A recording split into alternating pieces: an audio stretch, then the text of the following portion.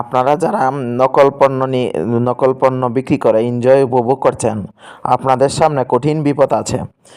অর্থাৎ যারা আসল মানুষকে নকল পণ্য দিচ্ছেন আর নকল মানুষকে আসল পণ্য দিচ্ছেন, যাই হোক মোবাইল, কাপড় চোপড়, প্যান্ট শার্ট গেঞ্জি জ্যাকেট, তারপর আপনার জুতা, যাই হোক না কেন খাবার, বিভিন্ন ধরনের খাবার, আপনারা যারা আসল খাবারগুলো লুকিয়ে রাখছেন, নিজেরা আসল খাবার বুক করছেন আর নকল খাবারগুলা আসল মানুষকে খাওয়াচ্ছেন জোর করে, বলছেন এটাই আসল খাওয়ান, মিথ্যা ছলনার আশ্রয় নিচ্ছেন, ষড়যন্ত্র করছেন আর আসল মানুষকে নকল খাবার খাওয়াচ্ছেন আর নকল মানুষকে অতি মুনাফা লোভের আশায় আসল খাবারটি খাওয়াচ্ছেন। এতে আমার কোনো মান ইজ্জত কমবে না, আপনাদেরই মান ইজ্জত কমে যাবে। আল্লাহ তালা, আমি বলছি শুনে রাখেন ভাইয়েরা, আপনাদের উদ্দেশ্যে বলছি, বুখারি শরীফ, দাউদ শরীফ,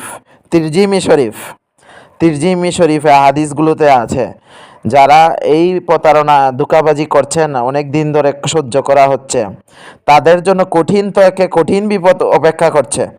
আপনারা কি শুনতে পাচ্ছেন ভাইয়েরা? শুনে রাখেন, কানে হেডফোন দিয়ে কোনো লাভ নেই, আমার কথা শুনেন, আমি হাদিসের বক্তৃতা দিচ্ছি।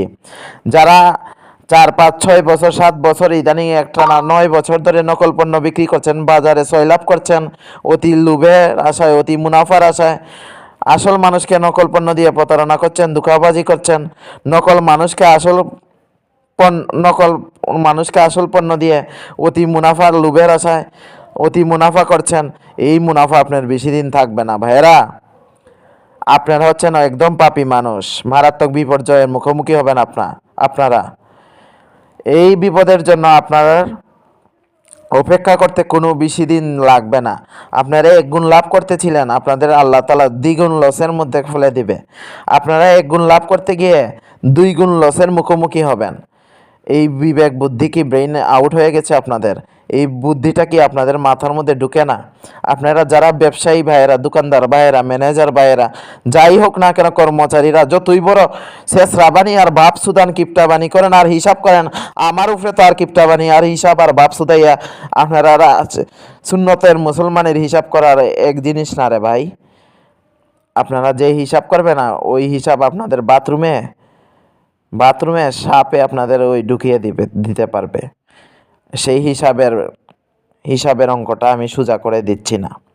আচ্ছা যাই হোক না কেন, আপনারা যতই তেরামি করেন না কেন, আপনাদের গাড় তেরামি কোনোদিন ফাইজলামির শেষ হবে না।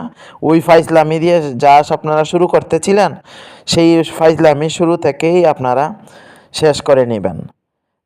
এটাই হচ্ছে আপনাদের জন্য মারাত্মক বিপর্যয়ের মুখোমুখি কঠিন